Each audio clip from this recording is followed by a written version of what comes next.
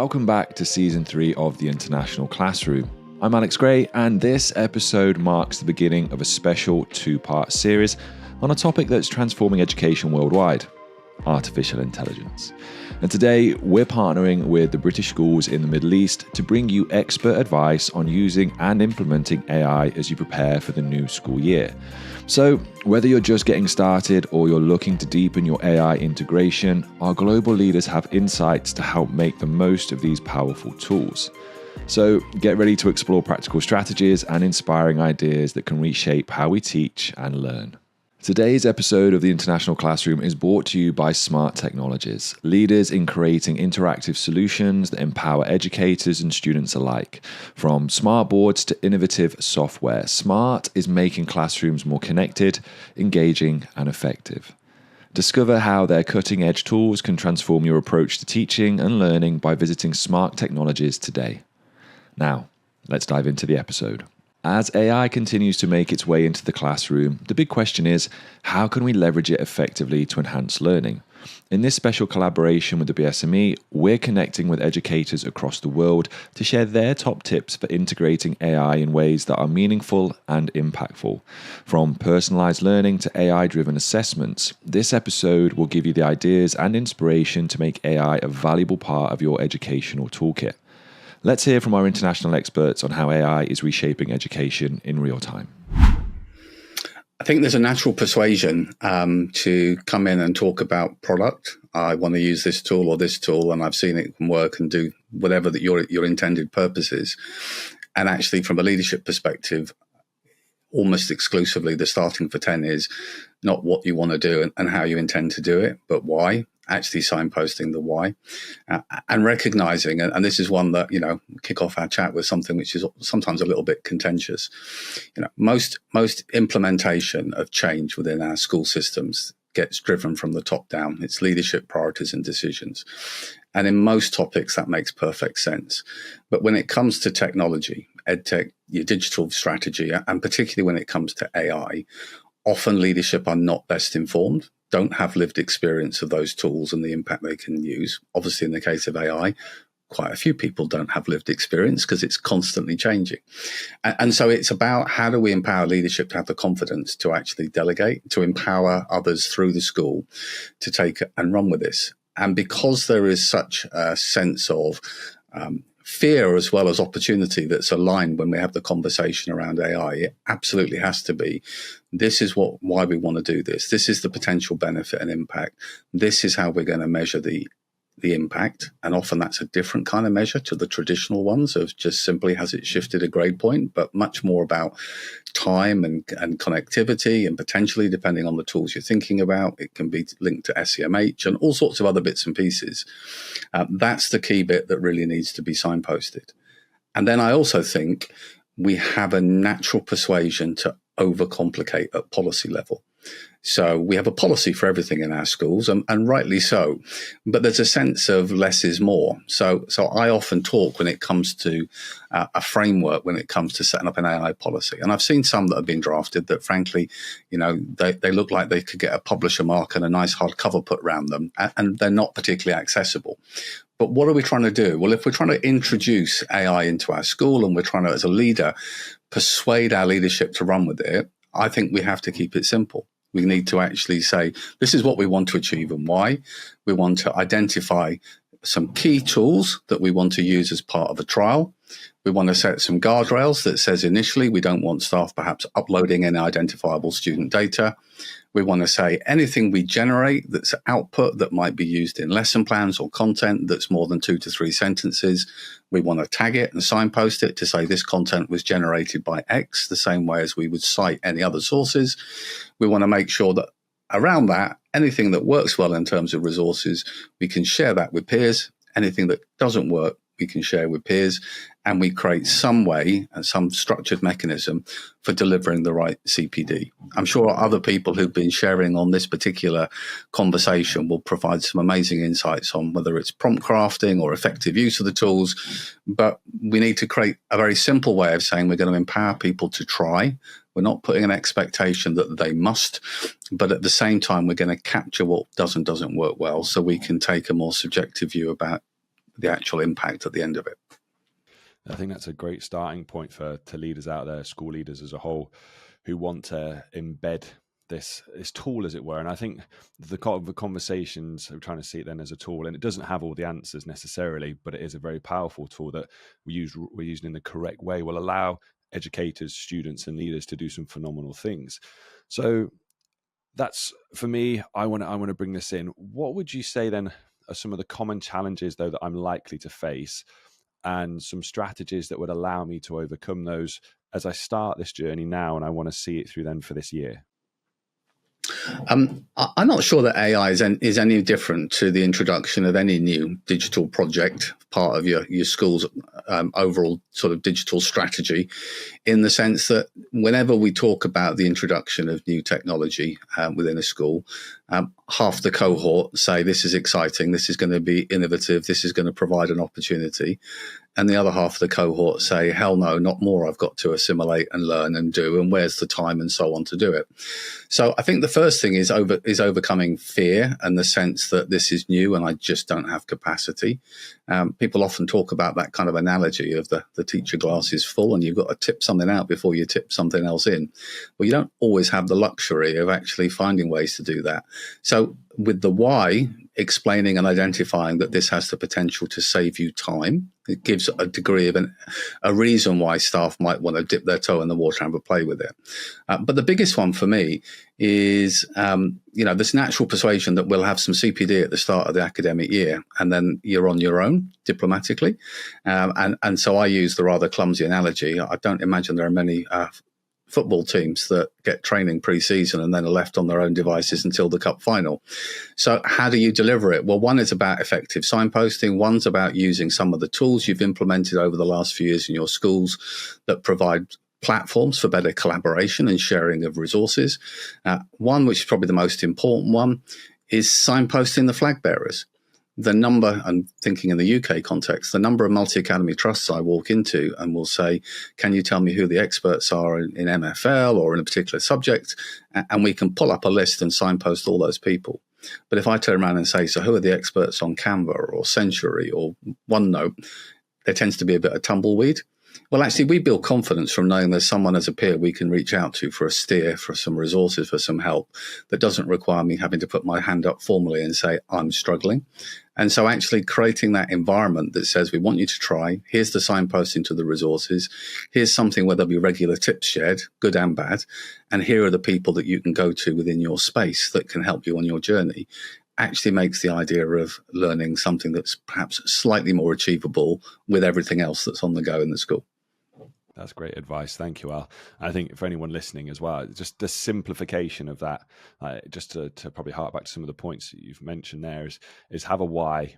I think we spoke previously about educators and that FOMO, this fear of missing out, but doesn't necessarily bring a why in, as well as then keeping it simple, that it doesn't have to be overcomplicated, but going back, always having that why to circle back to is going to be a very powerful tool for the continuation of this. And I love the sport analogy, by the way. I always try and think about things from a rugby side, and that actually makes complete sense to me. And I see it happen so often in schools, though. So that's wonderful. Before I finish recording, I've kind of asked this one. Is there anything else that you feel would be valuable that you want to add in, or are you happy with how everything is there? Yeah, I mean, the one thing that I try and say, which is a bit of a yin to the yang, Alex, in the broader sense, I'm hugely an advocate of educational technology being a lever to delivering improvement in lots of different ways, but with the caveat of when used appropriately, because there's plenty of cases where technology just doesn't add value. But I also think it's really important, with so many conversations around the use of technology and within that AI, that we need to remind teachers across the systems that there isn't a prize for who uses the most. There isn't a clock ticking or a sword of Damocles that says you've got to do this now, otherwise you'll be left behind. There absolutely is really good reasons why you need to start reading and building your confidence and skills in the topics and looking at digital tools so that you can make your own informed decisions. but I also don't want it to be a sense of pressure that because it takes you a bit longer to assimilate or identify and weave it into your lesson, that somehow that is you failing on the measure. So sometimes my final kind of adage I would say, less is more and less is chocolate. Use a few tools well. On and off since 2011. I worked here in schools, the after schools actually, tutoring English, and then I went and got my teacher's degree, and I went and taught in China.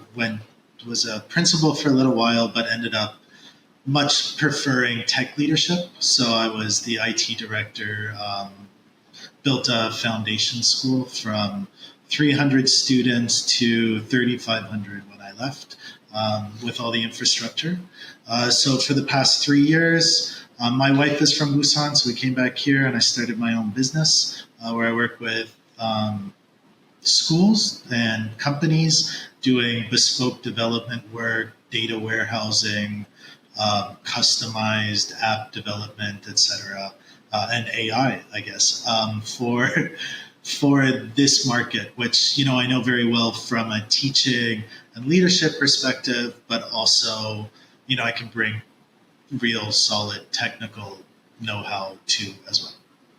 Yeah, I can advocate for that. Having seen some of the things that you put out on LinkedIn, I'm like, oh, yeah, blows my mind. Just in terms of, I think I'm kind of one of those that, and I think a lot of probably educators are, that their use of something is good. Like I can use it, but when it comes to then, right, show me or tell me how something works, and therefore you can go further with it. I think that's where myself, I don't have any understanding of how it works, and therefore the ability to go steps further with it, and that depth of knowledge that you have. It's like, really, really impressed with the things that you've been putting out there, and hence why the conversation and asking you to come on today, because I think you're going to be able to give some wonderful advice for these educators, and as I say, anyone that's going back into education these next couple of weeks. I spoke with a guy in Japan earlier, and he's like, my teachers arrive tomorrow, we're back in school on Friday. I was like, wow, I thought we went back early. That's really early. So so we'll dive into it, because obviously time is precious for you, and I don't want to keep you too much longer with it. But so for you offering advice about AI, obviously educators going back, the floor is yours really. It's carte blanche in terms of what advice you would give for anyone going back into schools education, in terms of things to focus on, to avoid, or from your opinion, expertise. So maybe I can focus on a little bit of what you said. AI is moving really fast, but a lot of it is around like these new products and hype around the new things coming out with Claude and ChatGPT and all of that. And it's really cool and exciting. But I think what's really important is we start to look at how AI works. And in some ways, it's incredibly intimidating. These are computers that have learned to talk, it seems like. How the heck can they do that?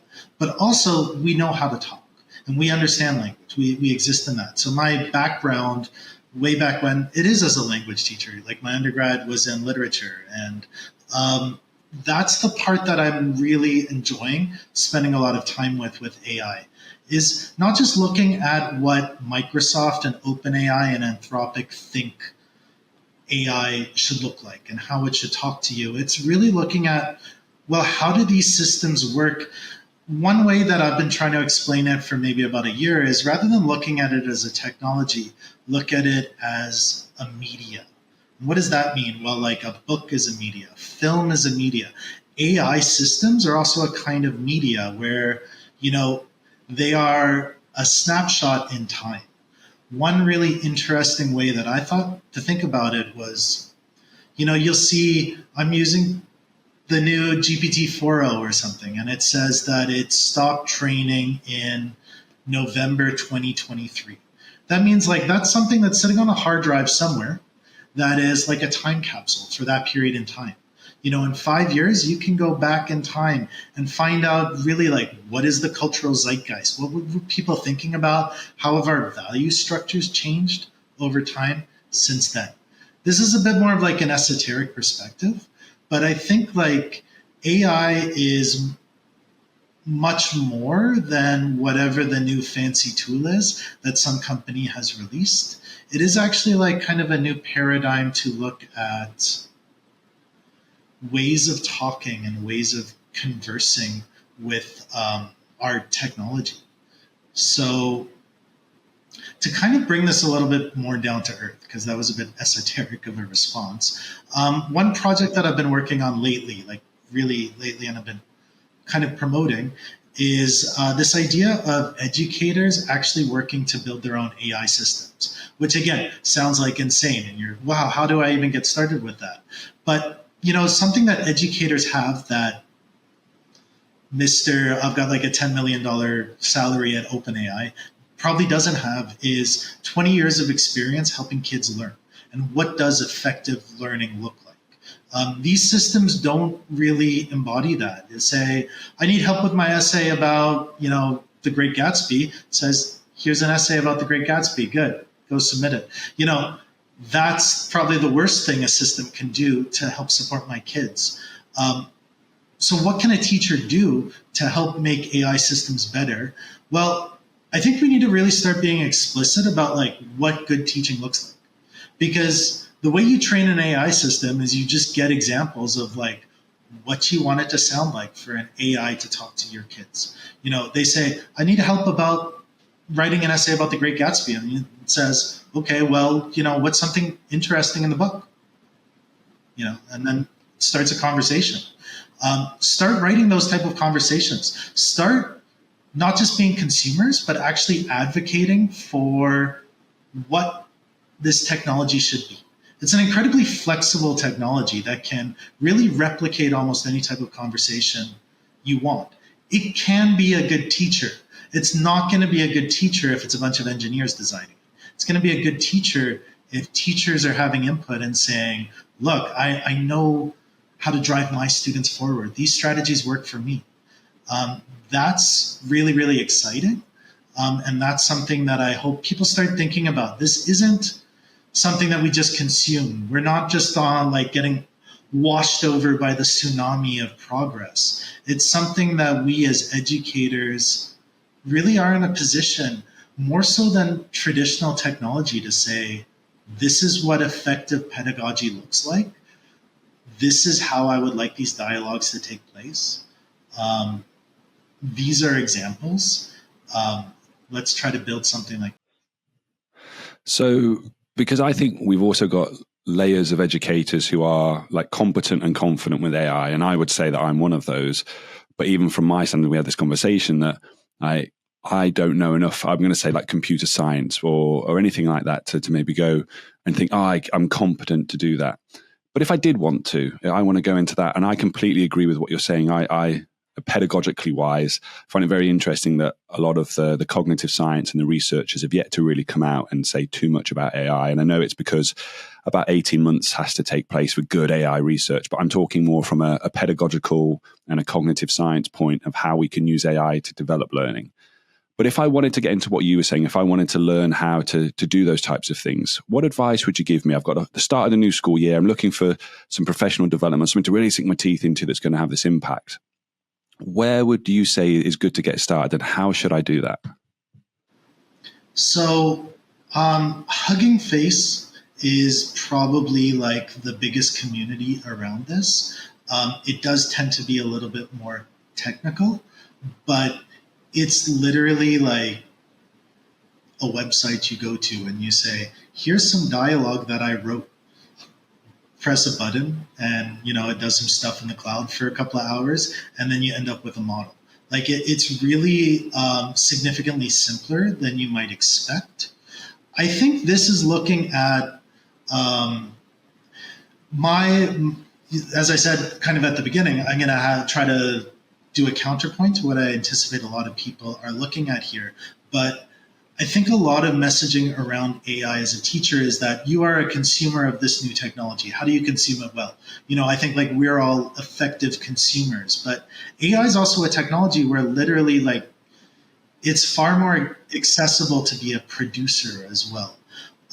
So start asking the questions. I don't know if you're necessarily going to find like PD in this, but you might find that like this is actually a place where you can really break ground. If you say, no, I want to look at what does EdGPT talk about. There's a fellow from UNESCO who keeps talking about EdGPT. I want to really start defining what ChatGPT for schools needs to look like. There's a very small group of people, like myself included, who are really starting to ask these questions. And I think like those are by far the most exciting questions right now in the space of like AI and education. Well, thank you so much, Alex. I appreciate you letting me be on the show today. From my perspective, right now, everybody's talking about AI. Everybody's talking about implementing AI. And the one thing that we're all forgetting about, or at least most people seem to be forgetting about, is before we do that, we have to establish what I like to call our philosophical cornerstone. And that would be establishing an AI policy for the institution, and as well as an AI ethics program within the institution, because right now it's so prevalent. And, if a student can write a paper with GPT and submit it, and then a faculty can take that same paper and grade it with GPT, what are we doing here? That's sort of the analogy that I like to use. It kind of puts it in perspective. We need to be mindful of what are the rules surrounding fair use, ethical use. And when it comes to this, making sure that, in order to responsibly AI, as I like to say, having a policy in place, making sure that administrators recognize the need for this, recognizing the fact that we have to figure out how we're going to address this problem, because we're going to be dealing with issues of instructors saying that a student has, used GPT to write their paper, and we have to be able to figure out what the answer is to that now. Otherwise, we're going to have this huge backlash for students, for faculty, and for administrators. Yeah, I can see that type of thing continuing throughout the year as well. So it's great in terms of going back to school, what we want to start, and the types of things that educators in those first week or two, when we have time together, that we want to be writing and constructing. So focusing on that point then about, you talk about an ethics policy and for AI, what is your advice on the types of things that should go into it, and how would you recommend someone start doing it? The first thing is awareness. There has to be communication between all cohorts, between administrators, faculty, and students. This problem has to be talked about. We have to recognize that whether a faculty member wants to use AI in their classroom or not, the students are still going to use it. Whether you say you can use it or you can't, they're still going to use it. So it's best for the faculty to recognize that this is something that they're going to have to embrace, and that the students are also going to have to come to terms with the fact that there are rules surrounding its use. When they need to know upfront that what is an acceptable policy and what's an acceptable parameter and what's not. And what's difficult about this is every institution is going to have a different idea of what that looks like. So it's very difficult to have a one size fits all. When it's like you can't say, okay, here's a boilerplate template, plug and play. Some institutions may have more tolerance for AI, some may have less. And honestly, it's up to them to decide how they want to do it. But whatever that decision is, it needs to be effectively communicated to the student population at the beginning of the year. And it's not just about, plunking something in the syllabus and calling it a day, or administrators saying faculty can decide, because that's really not a policy. That's just sort of passing the buck, if you will. There has to be robust dialogue. They have to talk about it, and they have to make some concrete decisions, because otherwise you're just setting yourself up for a really, really rough academic year, because education's changed overnight. We've been doing it for decades and decades, and now all of a sudden everything that we've done literally has just been flipped on its head within the course of less than a year. Do you buy into the concept that the value of knowledge has decreased then because of AI? I think information is a lot more wholesale because of the internet, because of AI. And I do think, so what I think it has to change is assessment. Assessment has to change. How we look at teaching and learning has to change fundamentally. And the only way to do that, to make sure that students still have critical thinking skills, that they are learning what we need them to learn, is to change the assessment. And in order to do that, there has to be some creativity in the classroom. The instructors have to be willing to really think this through and find ways to embrace the technology. That's my opinion and my platform, because trying to shun it, trying to say, I can't use it, or shouldn't use it, students shouldn't use it, it really is not going to serve anybody. Once the genie is out of the bottle, and this genie is out of the bottle, it's not going back in. Crazy story. And, like, my 14-year-old came home to me last November. He had a smile on his face. He was beaming from ear to ear. And I knew something was wrong. And so I asked him what was going on. And he goes, Dad, I never have to do homework again. And I knew immediately that his friends had shown him ChatGPT. And he had this idea that it was going to do all his homework for him. And so obviously we have this conversation that, no, this is a tool, not a cheat. And so we have to help them figure out ways to use it as a tool, to train them to understand that it's a tool, not, something that's just going to do my work for me. Yeah, I think that I completely agree with that in terms of a tool. In fact, someone had previously mentioned it as a media, or a form of media, in terms of like technology, the internet, and AI is that it's a tool, it's a resource that can be used.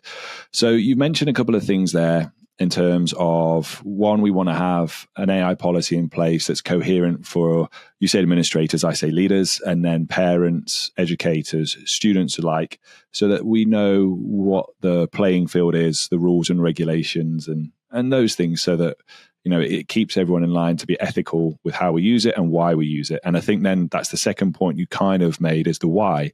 For educators, as we're coming back into school now, we want to be clear on why we're using this, rather than just using it for the sake of using it.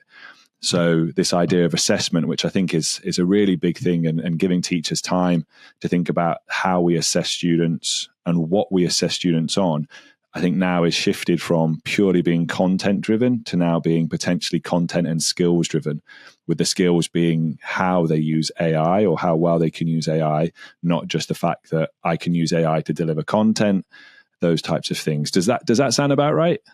It's exactly right. You're spot on. Yeah, it makes complete sense. And, if they can have this framework set up, if this conversation happens at the beginning of the year, they're going to save themselves a whole lot of heartache and headache, because at the end of the day, if things start to get ugly, it's just going to turn litigious. If students start getting expelled for academic integrity issues, there's going to be problems, and it affects everybody. I like to say that we messed up social media, like, what was it, 15 years ago when it came out? And all of a sudden, everybody started using it in ways that it just shouldn't have been used, because nobody really recognized how powerful it really was. And I think, if we can get AI right, if we can understand that this tool has parameters that we all need to kind of self-regulate in terms of how we use it, I think there is, room that we don't have to go down the rabbit hole of a lot of the problems that it could cause. Yeah. And I think to end on for what you've said there, and this is my interpretation of it, we got told a long time ago, there used to always have that saying that knowledge is power. And then I remember having that flipped on its head with saying, well, no, knowledge isn't power. Application of knowledge is power. And I think we have the same thing with AI, in that, we've got AI. Well, AI in itself is a tool. It's not being, it will take you so far. Your application of AI, in other words, what we're saying is how we learn to use it and what we use it for, that becomes the powerful tool.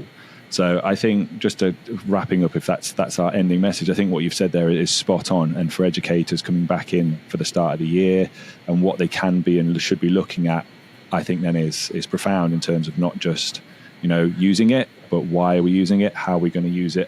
And almost, can we track students' progress? Can we track students' skills and develop that AI literacy policy, those ethical frameworks, to help them develop these things, so that they are in a safe environment to use it? Precisely. Absolutely. I couldn't have said it better.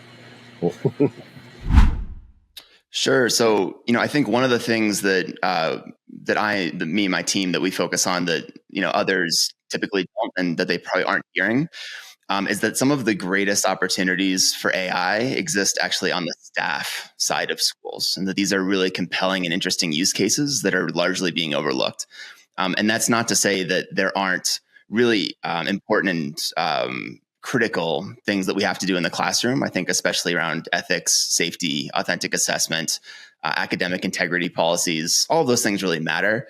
But looking at AI, not just as a technology issue, but as an organizational development issue, it means that we really have to be looking at every part of the school. AI is very, very good at repetitive, mundane, time-consuming tasks. And if you talk to people on the staff side of the school, they're inundated by those types of tasks. And I think particularly people who are sort of in the profit centers of schools, so that could be advancement, development, marketing, communications, admissions. If you automate some of their most time-consuming processes, that has a very direct correlation to the bottom line of the school. The other use case for automation that I think is really compelling is for risk mitigation. So basically every head of school that I talk to, if I say to them, is there someone at your school who is the only person in the entire school who knows how a particular process works that's mission critical? And if that person were to suddenly depart from the school, is that institutional knowledge saved in any meaningful way? The answer is mostly no. So when we automate a process around the way it's already happening, we create standard operating procedures, we capture that knowledge, we automate typically 80% of the process. And then what happens is if that person leaves, you can more quickly onboard someone into the role. And the last sort of pitch I'll make for staff automation is a staff retention frame, which is that for leaders and for schools, retaining your best staff is a huge priority. And if you can take some of the drudgery off their plate, the repetitive work that frankly they probably dread, they're going to be happier. We see this all the time in our discovery calls, in our onboarding for the automations that we make for schools. There is, I think, this misconception that when we automate, we're making schools less human, when the reality is that when we take that drudgery off someone's plate, it frees them up to do the stuff that only human beings can do, right? That's meaningful, strategic, relationship-based, and you're actually getting a more human school when you automate some of those processes. So that's kind of like my main pitch to schools is to, yes, continue thinking about the classroom, but also start thinking about your staff, because that's low-hanging fruit, and it has a massive impact on your culture overall. Okay, I'm sold. It sounds like I can.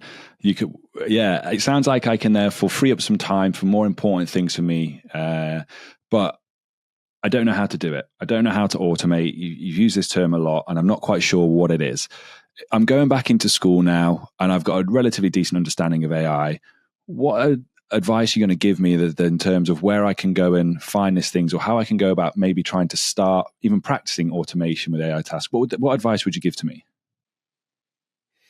Yeah, so that's sort of the catch. And like, this is the reason that most schools aren't doing this, is that you do have to have some technical knowledge to put these systems together.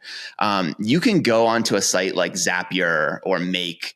I'd highly recommend that teachers, especially if they're technical, these are what are called like low code platforms, where you can connect applications together that don't typically talk to one another. So when we're talking about automation, we're basically talking about like a triggering event that then almost like dominoes falling triggers a number of other events to occur, gets platforms, applications that don't typically talk to one another, data sources that don't typically talk to one another, to start communicating. And schools are inundated with data fragmentation, third-party applications, their learning management system. It's this huge mess. None of it really communicates with any other part of it. And the good news is that there are really exciting and interesting use cases for it. The bad news is that you kind of do need a team like ours that has like the technical expertise to know how to connect all the dots, and also the institutional knowledge of schools to know kind of how these processes work, why they matter, and to understand kind of like the lingo and jargon of schools and independent schools specifically. It's good to know, because it's one of those where people will see it and go, I could go and approach this myself. But like you've said, you need a level of knowledge, expertise, and someone who can continually do this for you. You did mention one other thing there about automation, which was to do with risk mitigation and risk in itself. In terms of then say, right, I'm going back into school. I know I need to structure some form of AI policy, or I need to be thinking about this. How can we use then automations or the types of things that you talk about and that you do? what would we be focusing on when we talk about risk mitigation? Yeah, so this is sort of near and dear to my heart because I think there's a really big blind spot for a lot of schools in terms of what the risks are for bringing this technology into schools. So for a teacher who's listening to this, or certainly for school leadership, I would make sure that your head of school, the sort of administrative team, is aware of some key risks that right now are probably not on their radar. The first one I would say is definitely like personally identifiable information going into a large language model.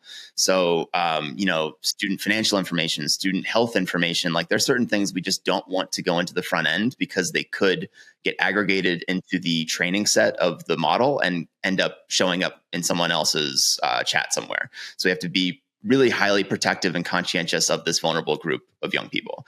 But schools are largely aware of that one. The ones I think they're less aware of, if I can find 30 seconds of your head of school speaking on your school's YouTube, Instagram, they're then vulnerable to having their voice cloned. There was a school in Baltimore this past spring where there was a voice clone released of their school principal, saying some really awful racist things. That principal was fired. It was a media firestorm. It was later revealed that it was his athletic director that had framed him. And the FBI got involved. Typically, I don't think heads of school even know that this is something that could happen, but the reputational damage was really severe. So it's important for heads of school to be conscious of this, also to educate their communities that this exists so they can kind of pre-bunk disinformation rather than debunking it after the fact. Another one, and this is dark, and I apologize for having to even bring this up, but it's a reality, is non-consensual deepfake pornography. This is rampant in the United States. We just passed through the House of Representatives a law called the Defiance Act that begins to sort of regulate this. But the problem is that young male students are creating, through using AI, non-consensual deepfake pornography of their female classmates. This is a form of sexual violence. Schools, at least in the United States, I know have really good training, a lot of them around consent, but this is not yet part of that consent training and really needs to be. And then the last risk that I would sort of put on their radar is just the risk of inaction. Schools tend to be fairly conservative, large organizations that move slowly, and that's for a lot of good reasons. But simply adopting a wait and see approach or a let's wait and see what other schools do and just copy it is just not going to work. This is moving too quickly. And frankly, so much of the value of a policy is in the creation of the policy, those conversations you get to have. So just taking someone else's policy really robs you of the opportunity to have those conversations, set up those systems, and really meet them. So if I'm a head of school listening to this now, or I'm someone who's in charge of innovation, AI, and I'm writing this policy, what would be sort of your key points for driving and being a driving force on change? Because you've obviously mentioned some points there that we need to be aware of, and I think it's so valuable that we embed these into our policies so that we mitigate risk. But also, what would be some of the other points if we're looking to make strides forward and be this change maker that we talk about? Yeah. So, one thing for heads of school to appreciate and for any leader in a school to appreciate, and they probably already know this to some degree, this is a very emotionally charged issue for people. And what that means is that if you come at it from the top down and say, these are the new rules, this is the new policy, you must use these tools, you may unintentionally exacerbate some of the emotional feelings that people are feeling.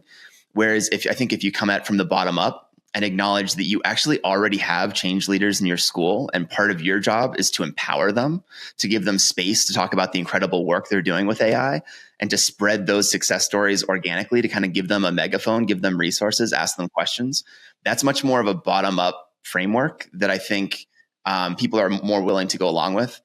Another piece of advice I would give heads of school, change leaders, is that people are a lot more willing to go along with the change if there are very clear indications about what is not going to change, right? So being sort of an anchor of stability for your school and to very clearly signal this is who we are, these are our values, and even through a really tumultuous period of change, this is the stuff that is rock solid, I think really kind of gives people a sense of stability and comfort and allows them to adopt some changes in a more secure way. Yeah, I think one of the first things I'd recommend is just keep it really simple. Don't feel that you have to there's a real danger with AI that we just see it as being this big beast, and it seems kind of slightly overwhelming, and everyone seems to know more than we do, and there's a bit of FOMO going on, I think, even now. I think maybe less so than a year ago, but I still do think there's some FOMO going on. So I think the first thing that I would recommend is just start small, start simple.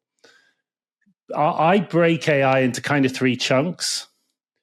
And I always suggest beginning with like number 1, which is just using it to generate stuff. So something as simple as just using it to create a scheme of work on one subject. And it's quite simple now to be able to introduce a syllabus to AI and to actually produce quite a decent syllabus just by giving it some parameters. I want a 10-week syllabus on Macbeth, which is for the AQA GCSE and that kind of thing. Really simple, nothing that's going to really set the world alight, but at least it gets you understanding that essentially what you're doing is you're having a conversation with the data. So you're having a conversation with the pre-trained data for the LLM, for the AI, but you're also having a conversation with the data which you've introduced in the form of the syllabus. So I would say just start to do that. Just start to say, right, I'm going to create a 10-week scheme of work on this topic that I haven't taught before. And then I'm going to create a bunch of lesson plans, and then I'm going to create some resources. And I'm literally going to imagine that I have an assistant beside me who knows a lot about the subject, but doesn't know anything about what I want and what I need. And I'm going to basically learn what works and what doesn't in a very low stakes way, just seeing what happens, because what's the worst that can happen is that it produces something which is no good and which is not going to be very helpful. But at least you've learned something through that process, rather than thinking you need to bring it straight into the classroom and you need to start using it with the students straight away, which is really high risk. Anyone who knows anything about bringing any sort of technology into schools, the worst thing that you can do is start to, without really understanding how to use it personally, bring it into the classroom. Because, I remember with interactive whiteboards, I remember with iPads, I remember with Google Classroom and all of these sorts of things. There is so much potential for it to go wrong. And the very last thing that you want it to go wrong with students. And there's even more potential with AI to go wrong because you don't really control it in the way that you might be able to control an iPad, for example. There is a degree of uncontrollability with generative AI, which is quite fun when you're playing around with it, but you kind of don't want that unpredictability. Even with these wrappers, they're not perfect. I'm sure you probably find, because I know you use quite a lot of this stuff with your students, there will be occasions where it just comes up with something unpredictable. So start small, start controlled, start personal to you, and use that as a way of actually learning and understanding the notion of conversation with the AI. Fantastic. I think that's a really good way to start for a teacher like me, as I say, hypothetically, who's coming into it. It's like, I've seen all this. Yeah, the FOMO part's hit. I want to get started with it. Now, you use that term AI very generically, and you talked about wrappers. So if I'm someone who's then coming to use this, I don't know where to start. What would you recommend in terms of AI? I'm going to use the word platforms, but AI that's going to be useful for me, that even if I do make a mistake to start with, I'm not going to be put off and then quit. What would be your recommendations of AI platforms to use to get started?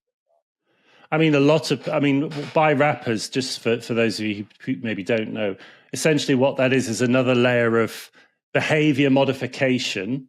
It's not even training. Behavior modification, which sits on top of the AI. So you might have the model, which is ChatGPT, and then you might have another layer on top, which narrows how AI responds to you. So rather than you having to prompt, write me a lesson plan for Macbeth, you just press a button or you do some drop-down boxes and the behavior goes on in the background. And it just makes it slightly easier to get started. And that is one way in. There's one way in. You've got Magic School, you've got Mindjoy, you've got a bunch of them, to be honest with you. There are lots of different, and they're all, I'm not going to pass judgment on any of them because they are what they are, and some are good and maybe some are less good. But that's one way in. I'm not a big fan of that, if I'm honest. I actually prefer, and I think teachers we're quite controlling. Teachers are kind of control freaks. We are. I mean, we are, and I think I'm the worst control freak of them all in that respect. You know, I really do like to be which is probably why I've got so far down the rabbit hole with AI, because I like to know everything that there is to possibly know about something. Most teachers will have a degree of that. And so I think that actually my recommendation is always and it doesn't really matter which model you start with, whether it's ChatGPT or Claude or Google Gemini, which are kind of the main three big hitters when it comes to these sort of closed AIs where you can't see in the background. They are what they are. But then you've got some open source models now. You know, you've got Llama, you've got Mistral, you've got a bunch of others that actually now are much, much easier to use because they now have a quite simple user interface. All of them are free to a certain point. You know, if you're using ChatGPT or Claude, you're going to have to start paying for more use, but the best models are available free for everyone to use now. So I would always suggest probably, if you're going to start with an AI, honestly, just start with ChatGPT. It's probably the most versatile still. It's probably the most user-friendly still. I don't use it much. I prefer Claude. I just think it's a better AI generally. But I would think probably if I was going to recommend any AI just to play with, like I was saying at the beginning, just start with ChatGPT. It's as good as any, to be honest with you. And thanks for that. That's a good one. I think, yeah, because a lot of teachers, when they're getting into it, they don't know where to, and they hear all this, and it's almost overwhelming for them. So to have that kind of focus on one of the big threes, and it doesn't matter which one you start with. So let's take it up another notch now. Let's think that maybe I'm a senior leader, because I know you obviously have these three areas you talk about, and leadership is one of them with AI.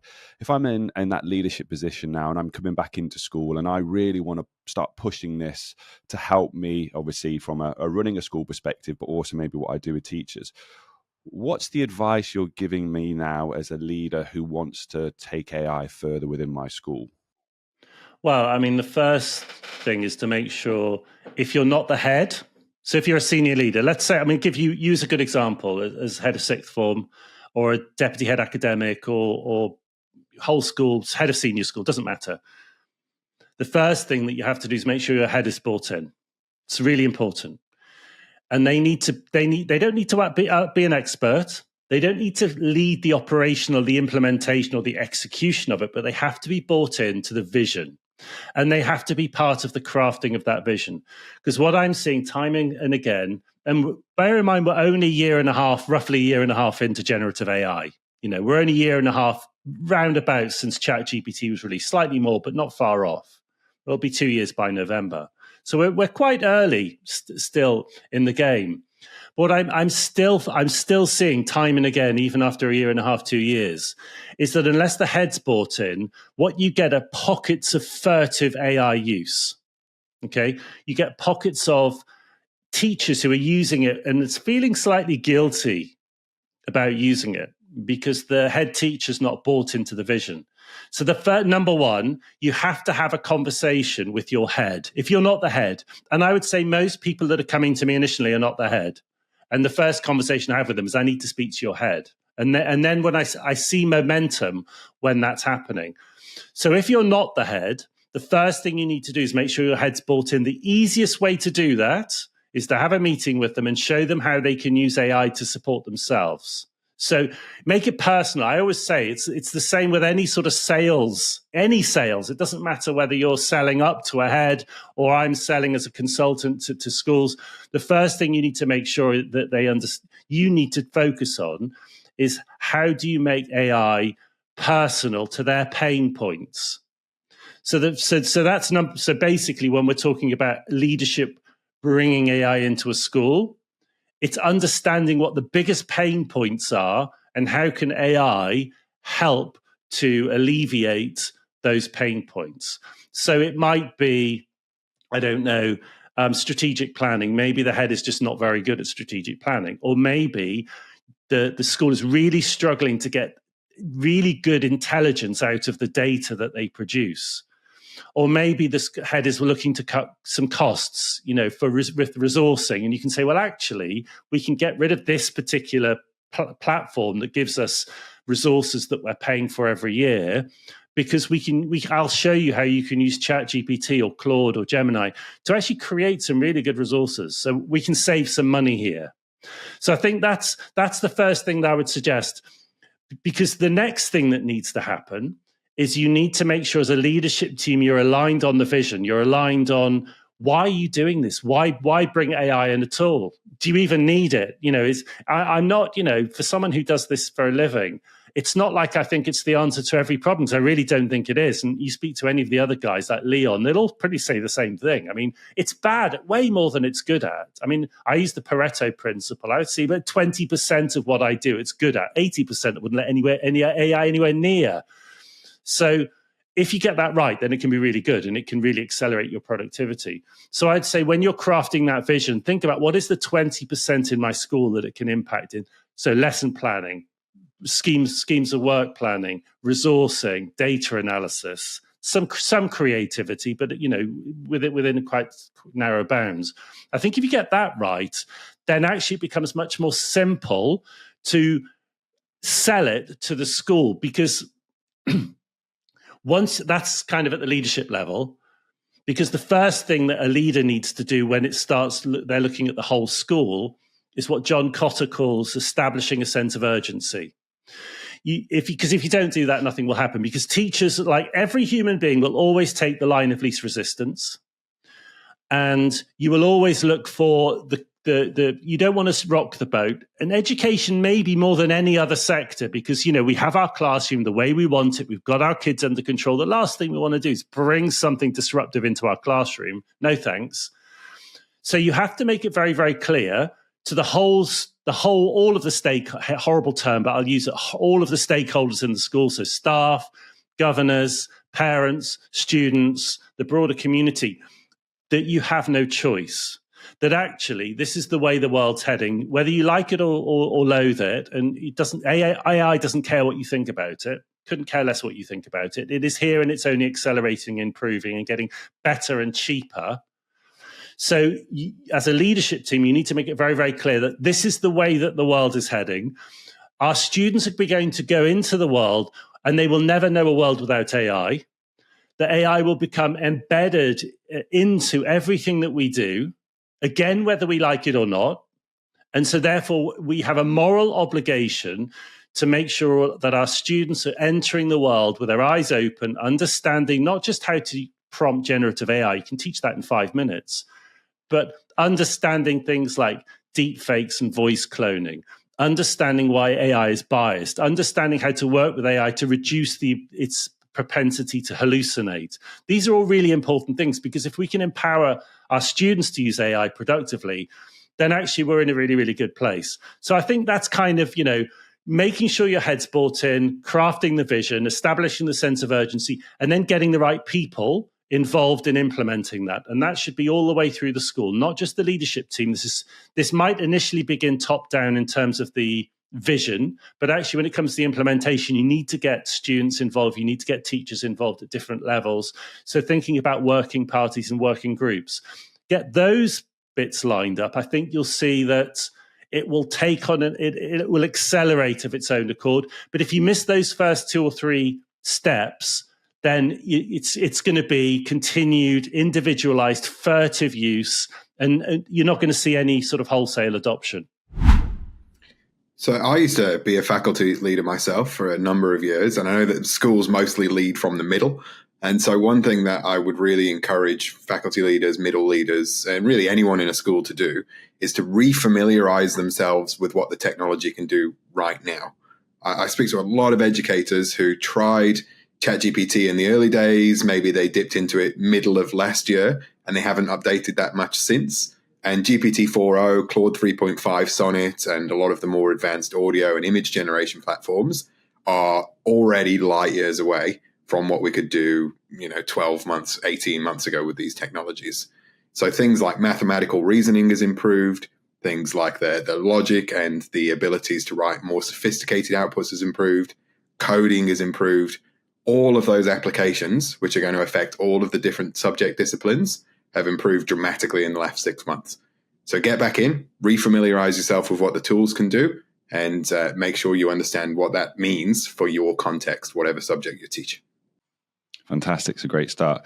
So you have something like that is a wonderful brainchild of yours when it comes to how you can utilize assessments with AI. And people, I'm going to ask you to take us through it, but just as a starting leading for this, do you think then, how can I phrase this? It's like, is AI an important tool for assessment, or can we get away without using AI? I think there are still lots of really appropriate reasons to not use AI as part of an assessment cycle, and it really depends on what we're assessing. So if we're assessing a skill, which is better off left without the technology, then leave the AI out of the classroom if that's possible. And what I mean is, if it's a bad use of the technology, or if it's a bad use of your brain, don't use AI. The challenge is we've got to encourage students to understand when that's the case. The hard part isn't for us as educators to decide, okay, this would be better if we didn't have ChatGPT doing all of the answers. The hard part is to convince the students, why shouldn't I use ChatGPT to do all of the work for this task? Or why shouldn't I use Gemini or Copilot or whatever when it's just sitting right there? So that's the hard work. And I think that's really speaks to the students understanding the worth of the activity. Okay, so let's break it down into activities. I'm coming back in. We're going to plan our curriculum for the next term, and we want our assessments in there. But I know that I want to incorporate the skills, like you've said, with AI. I want my students to use AI. I'm pretty confident with using it. What's your advice to me for my department? How can I start creating assessments that allow students to use like the skills within AI? So we wrote the AI assessment scale and published it in its first version last year, and then republished as the peer-reviewed article at the start of 2024. And the AI assessment scale has 5 levels. It goes from no AI to full AI. Now, we use those levels 2, 3, 4, 5 to scaffold and encourage students to use the technology in appropriate ways. Again, just depending on what the nature of the task is. So if it's okay to allow students to do some of that initial work, some of the planning, note-taking, maybe using voice to text and those kinds of other AI technologies, that's level 2. If it's okay for editing purposes, if it's okay for taking notes and turning them into a more fleshed out kind of almost finished product, perhaps, then that's level 3. If it's level 4, we say you can use AI 50% of the time and you're doing the other half of the work, or thereabouts. That's pretty arbitrary. But let's say you're doing some work in the sciences and you're analyzing some data. Maybe AI creates the data and then the student analyzes it. Or maybe the student creates the data and then uses AI to do the data viz and the analysis. And then at level 5, we say, look, you know what? You can use AI for whatever you like in this task, whatever tools are available to you. And maybe we help guide them through that process. Amazing. And from there, what's been the feedback on that in terms of, you say it's a published side of things. What's been the general response from the people that you've worked with and have trialed this regarding that scale of AI? So we've been overwhelmed, myself, Mike Perkins, Jasper Rowe, Jason McFaul, the other authors, with the volume of people using this scale across the world. K-12, which is mostly my context, and higher education, which is the others. We've seen universities in the US, in Canada, the UK, Europe, in Singapore, and across Southeast Asia, obviously Australia and New Zealand, adapting the scale to their own purposes and aligning it with their own academic integrity frameworks. I've seen people adapting it to align it with ethical capabilities, some of the UNESCO work. We've seen translations of it into in French, into Danish just this morning. In fact, I saw a new translation, Spanish, Norwegian, all kinds of languages and adaptations. And it's great to see the community kind of taking it. And, we open accessed all of those documents. We made it as flexible and permissible as possible because we want people to take it, contextualize it, make it as rigorous and robust as necessary for their different educational settings, and then just use it with the students. So my biggest piece of advice, and it's the thing that I see not happening across the board in so many places, is using the assistive technology that's embedded within our devices and within the learning platforms, all integrated with AI. If you think about text to speech, if you think about the reading the text on the screen, all of these different elements, double clicking on a word, finding out what it means in that language, then going into a native language and then understanding the terminology and where it's from. All of these things are entrenched with not only artificial intelligence, but also helping support personalizing learning. There have been lots of research done recently, which is all going to be coming out in the next sort of 12 to 18 months from a range of different places that are showing the impact of utilizing these different systems in the right ways. And I think, so from my perspective as a leader, as a teacher, as a SEND department lead, Senkos, or even as a student and a parent, understanding how the chosen device in your school can support any child with their learning needs is going to be really, really important. And there is an absolute overwhelming breadth of different accessibility features across the board. So recently I've done a comparative study between Microsoft, Google and Apple, looking at not only their devices, but their platforms. And actually what you get is a really similar range of different services on all of them. Some of them are only cloud-based, some of them are device-based, some of them do slightly more than others for more severe learning difficulties. For instance, Google and Apple do an incredible range of Braille, where you can actually literally utilize your tablet and it'll turn it into Braille. It's all the movements, and it's just phenomenal, the things that can happen nowadays. But being able to use some of those things, even down to reducing the distractions on a screen for some of our younger students, stripping back all those different content and elements, making things into PDFs, being able to change content so it's got a different learner age range. That's something that the company TextHelp can do. So for instance, if you've got a group of students in a class, but you need to differentiate really quickly, but you don't want everyone to know that Alex needs a younger read engaged than everybody else, then you can do that really quickly and allow that person to be able to access it. So I think for me, it's using what we already have at our fingertips, understanding it a little bit more. And that takes time. Choose something maybe that you've got the most of. So if you have a lot of dyslexic learners, or if you've got a lot of ADHD, those sorts of things, understanding how those different tools can affect and support those students and also teachers, and then being able to sort of slowly embed them into practices within the classroom. Yeah, definitely. I think just to add to that as well, I think one of the things that we should be asking as questions as leaders when we're bringing devices into the school is it the right fit for purpose for our students? And accessibility and SEN and accessibility needs and inclusion should be one of the questions that's on that list. Fantastic. Awesome. Thank you ever so much for that. I really appreciate it. No worries. Thanks to Smart Technologies for making today's episode possible. Smart is at the forefront of blending education with interactive solutions that are as engaging as they are effective. From lesson planning to collaboration tools, Smart is helping schools across the globe create dynamic learning environments. Visit their website to learn more and discover how Smart Technologies can support your school's journey into the future of education. Thanks for tuning in to this episode of the International Classroom. We hope our discussion on implementing AI has sparked new ideas and strategies for your classroom. If you're interested in part 2 of this series, make sure to follow us so you don't miss it. And while you're at it, you can join our community on Instagram, Twitter, Facebook, and LinkedIn for more updates and resources. Your support means the world to us. So if you've enjoyed today's episode, please take a moment to subscribe, rate, and leave us a review. It helps us to continue bringing you the content that matters most. We'll see you next time for more insights into global education.